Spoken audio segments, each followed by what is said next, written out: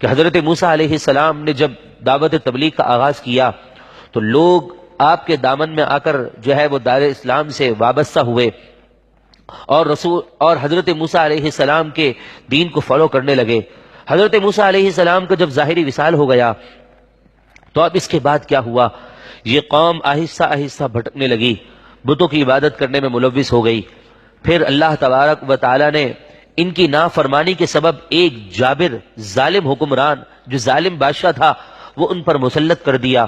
کہ وہ ان کو ستاتا، ان کو تنگ کرتا، پریشان کرتا، یہاں تک کہ جو ہے وہ ان کا خون کا بھی پیاسا ہو چکا تھا، ان کے گھروں سے انہیں نکال دیا تھا، ان کے سامنے ان کے بچوں کو ذبح کر دیا تھا۔ سارا معاملہ جو آج ہم مسلمان دیکھ رہے ہیں یہ بنی اسرائیل پر گزر چکا ہے، اور اس کی وجہ کیا بتائی گئی؟ کہ انہوں نے اللہ تبارک و تعالیٰ کے دین سے روگردانی کی تھی۔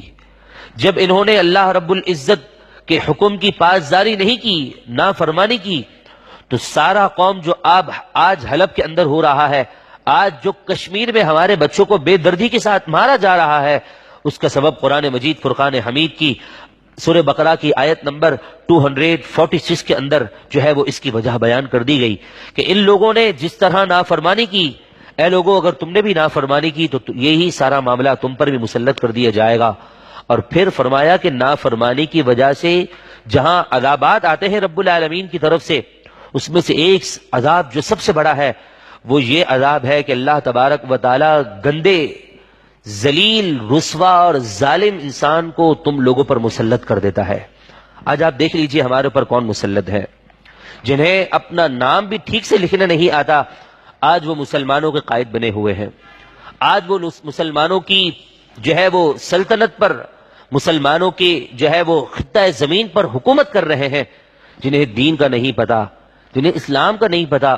وہ سکھ کو بھی اپنا بھائی نعوذ باللہ کہتے ہیں، وہ عیسائی کو بھی اپنا بھائی کہتے ہیں، وہ یہودی کو بھی اپنا بھائی کہتے ہیں، اور سب سے بڑھ کر تو ان کے دلوں کے اندر جو محبت ہے وہ قادیانیوں کے لیے کتنی ہے، یہ تو آپ کے سامنے ہے۔ اس کو بیان کرنا ایک بظاہر اپنے وقت کو ضائع کرنا ہے، لیکن میرے پیارے اور محترم بھائیوں، آج ہمیں کیا ہو گیا کہ ہم قرآن مجید فرقان حمید کی آیات کو سمجھنے کے بجائے ہم جو ہے وہ ایسے لوگوں کے دل دادے ہو گئے